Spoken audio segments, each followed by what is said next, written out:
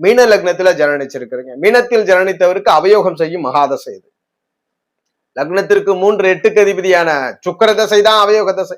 20 வருஷத்து சுக்கர தசை. மீன லக்னத்திற்கு பிறந்து சுக்கரன் தனித்து வலுத்து தசை நடத்திட்டார்னா மீன லக்ன ஜாதகர் 20 வருஷம் வாழ்க்கையில எந்த வளர்ச்சியுமே சந்திக்காமல் இருப்பார். நிறைய திராணி அறிவெல்லாம் இருக்கும், ஆனா ஒண்ணுமே பண்ண முடியாது. ஒரு அலுவலகத்துல வேலை செஞ்சாலும் இவரை விட அறிவு குறைந்தவரோ, திறமை குறைந்தவரோ, அனுபவம் குறைந்தவரோலாம் பெரிய வளர்ச்சிகளை சந்திப்பார். தொழிலிலும் அப்படித்தான். இவரை விட தொழிலில் மிகப்பெரிய உச்சத்தை, அந்த தொழிலை பற்றி தெரியாத, நேர்த்தி தெரியாத நபர்கள் கூட வளர்ச்சியை சந்திக்கலாம்.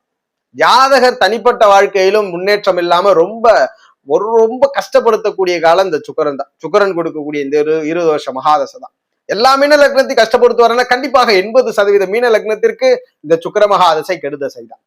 ஒரு சில 20-30% ஜாதகருக்கு மட்டும் சுக்கரன் வலுவிழந்து 5, 9ஆம் அதிபதிகள் தொடர்பு கொண்டும் பொழுது அவர்களுக்கு மட்டும் வெளிநாடு தூரதேச வாழ்க்கையை கொடுத்து, இந்த மீன லக்ன ஜாதகருக்கு சுக்கர தசையில பொருள் செல்வங்கள்லாம் கொடுத்து வெளியூர் எந்த ராஜ்யத்துல பிறந்தாரோ அதை விட்டு வெளியே போய் வாழ்க்கையை வாழக்கூடிய சூழலாம் கொடுத்துறாரு.